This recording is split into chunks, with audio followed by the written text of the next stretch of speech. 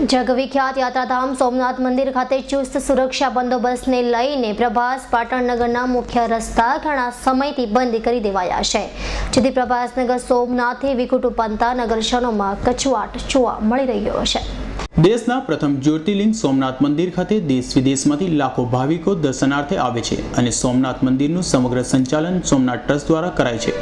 પરંતુ છેલ્લા કેટલાક સમયથી સોમનાથ મંદિરની સુરક્ષા માટે સરકાર તરફથી ખાસ ડીવાયએસપી કક્ષાના અધિકારીઓની નિમણૂક કરી ચુસ્ત સુરક્ષા વ્યવસ્થા ગોઠવવામાં આવી છે અને સોમનાથ ટ્રસ્ટને સુરક્ષા વિભાગ તરફથી મળતી સૂચનાને અનુસરવામાં આવે છે, જેથી સોમનાથ મંદિરના દિગ્વિજય દ્વારથી 300 મીટર દૂર સુધી લોખંડની ગ્રીલ બાંધવામાં આવી છે અને આ પ્રભાસ પાટણના મુખ્ય માર્ગો મંદિરની સુરક્ષાને ધ્યાને લઈ હાલ બંધ છે। યાત્રિકોનો મોટો પ્રવાહ ભગવાન સોમનાથજીના દર્શને આવતો હોય છે। આ મંદિરની સુરક્ષા ઉપર ખાસ ધ્યાન અપાતું હોય સ્થાનિક પોલીસ વિભાગ તથા એસઆરપી તેમજ સિક્યોરિટી વિભાગ પણ તેની સુરક્ષા માટે ત્યાં ફરજ પર હોય છે।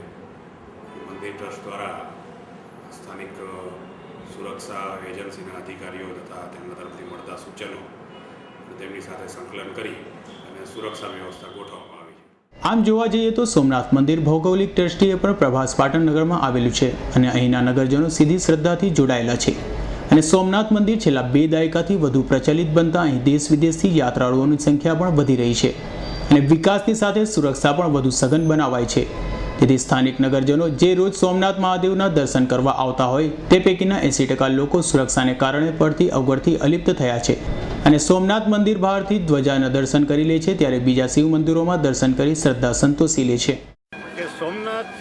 સોમનાથની ઓળખ હવે થઈ મૂળ રેવન્યુ દ્રષ્ટિએ કે સરકારી દ્રષ્ટિએ જોઈએ તો મૂળ પ્રભાસ પાટણ ગામ છે અને પ્રભાસ પાટણ ગામની વસ્તી સોમનાથ સાથે સીધી સંકળાયેલી છે અને એની શ્રદ્ધા સોમનાથ ભગવાન ભેગી સીધી છે। છેલ્લા 10-15 વર્ષમાં સોમનાથનો વિકાસ થયો, એના હિસાબે સિક્યુરિટી Z+ થઈ સારી વસ્તુ છે, પણ આજે તમે જુઓ કે સિક્યુરિટીના હિસાબે જે બાઉન્ડ્રી બાંધી દીધી સોમનાથથી આગે એના પરિણામે શું થયું છે કે હવે સોમનાથ ગામના લોકલ પબ્લિક છે જે સોમનાથ સાથે સીધા જોડાયા, એની શ્રદ્ધા છે એની સાથે।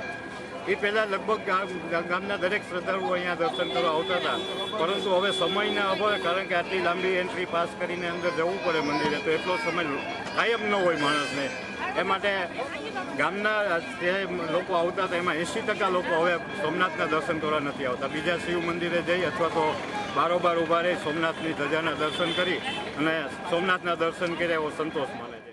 સોમનાથ મંદિરની સુરક્ષાને લઈ અવારનવાર જરૂરી વ્યવસ્થાઓમાં ફેરફાર કરવામાં આવે છે, જે અંતર્ગત શૌચાલય અને સામાન ઘરને પણ મંદિરથી ઘણું દૂર સ્થળાંતર કરી દેવામાં આવ્યું છે, જેના કારણે દૂર દૂરથી આવતા હજારો યાત્રાળુઓ માહિતીના અભાવે પરેશાન થાય છે।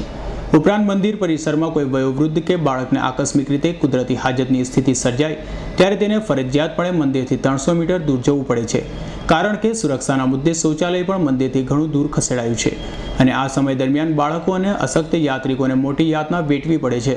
સોમનાથના દર્શન કરવા વેકેશનમાં બાળકોને તકલીફ તો એ મોટી છે કે અહીંયા મંદિરના ગેટથી તે મંદિરના દ્વાર સુધી લઘુશંકા માટે કોઈ વ્યવસ્થા નથી, 300 મીટર દૂરથી જવું પડે છે અને ત્યાંથી અહીં શૌચાલયની આટલે દૂર સુધી આવવું પડે છે, એટલે ટ્રસ્ટીઓને કે કોઈ દાતાઓને એવી વિનંતી કે આવી કોઈ વ્યવસ્થા કરે જેથી મુસાફરોને તકલીફ ના પડે, દર્શનાર્થીઓને કોઈ તકલીફ।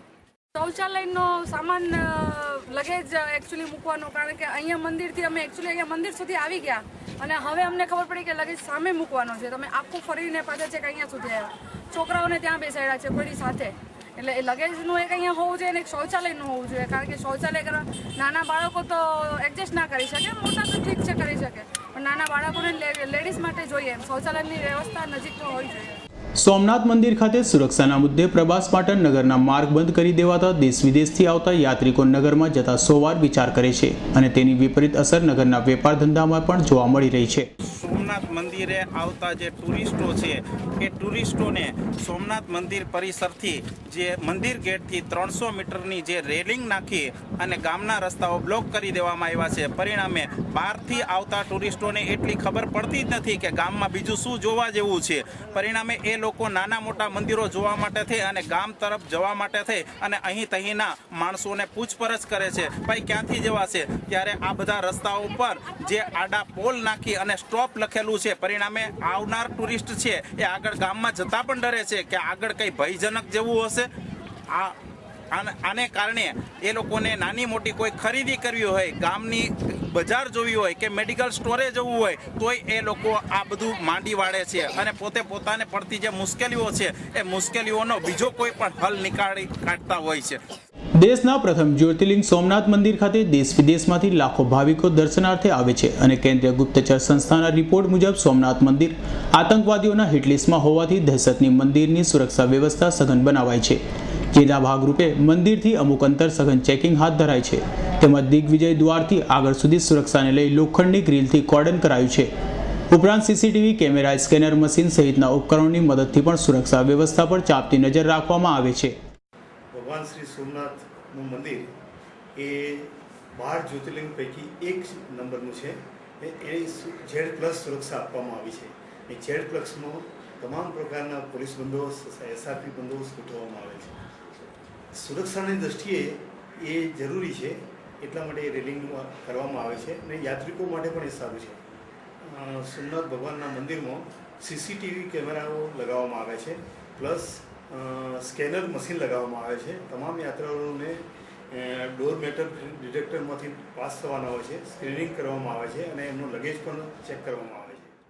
સોમનાથ મંદિર ખાતે સુરક્ષાની દ્રષ્ટિએ ચુસ્ત બંદોબસ્ત ગોઠવાયો છે. ત્યારે સોમનાથ મંદિરની સીધી આસ્થા પ્રભાસ પાટણ નગર સાથે જોડાયેલી હોય, જેથી આ બાબતે સુરક્ષા વિભાગ અને સોમનાથ ટ્રસ્ટ દ્વારા કોઈ નક્કર ઉકેલ લાવવો જોઈએ તેવી નગરજનોમાં પ્રબળ માંગ ઉઠી છે. દિનેશ ગામવાનો report, S9 news, Gir Somnath.